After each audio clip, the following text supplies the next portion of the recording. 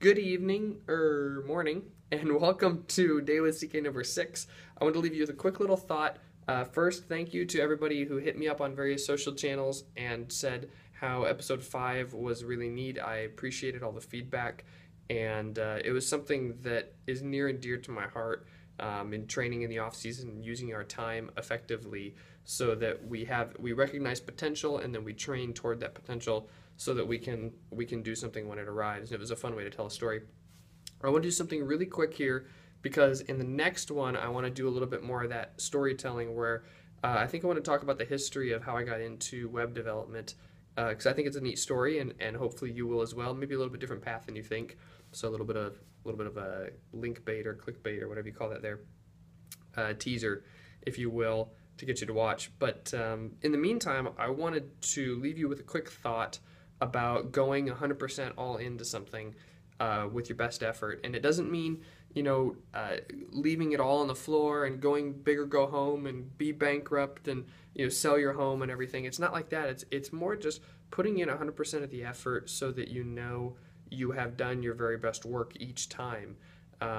When I was a freelance web developer, full-time freelance web developer, I was kind of redefining the term starving artist because I was doing it full-time, but I wasn't really doing it to the fullest extent that I could, which is why right now I am a full-time developer here at 40 Digits, have been for almost 3 years, because I got a really cool opportunity while doing some freelance for them and was able to kind of have a quick discussion and say, hey, you guys seem really cool, this is really neat. I recognized, my dad was very instrumental in helping me realize that I needed something that would give me some parameters so that I could focus and learn more of the craft and really spend some intentional time doing it instead of kind of this back and forth where I wasn't really 100% effort into it because I didn't know what I didn't even know.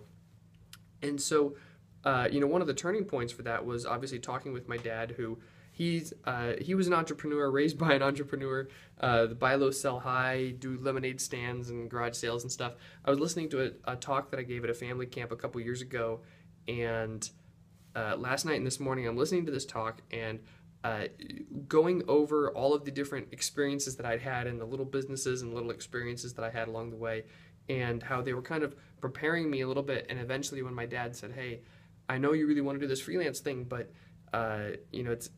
is it working? Are you putting in the time? Like, what are you charging per hour and things like that?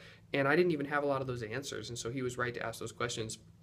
And then what I ended up doing was calling into Quit, which is a show on 5x5, which was, I don't know if that was then Grit and then it was Quit again or what. Anyway, but but I called into the show and kind of said, hey, here's what I'm doing, here's what I want to do. How do I get there? And Dan's advice was the exact same as my dad's, was you got to go 100% in with your effort. And it doesn't mean go big or go home. It doesn't mean go for broke. It's not the kind of sexy entrepreneur or freelance or startup culture that we get in the media. It's, you need to put 100% of your attention into it if you really want it to work. And I really believe that. It worked when we were playing basketball and our coach said leave it all on the floor. Or when I was working for my dad and he's like, look, if you're going to mow the lawn, you've got to do it with excellence. You got to put 100% of your effort into it. And I really, really believe that is the way that you can set yourself up to do neat things.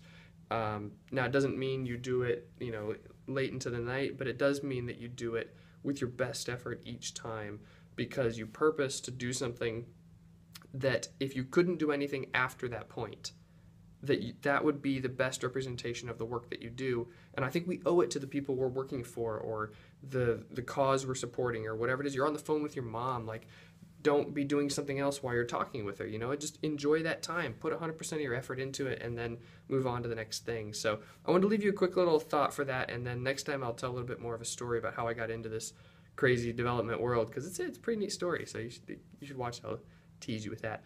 But thanks for watching so far. Again, thanks for all the kind notes on episode 5. I really appreciated it. And this has been a lot of fun, so I hope you keep watching.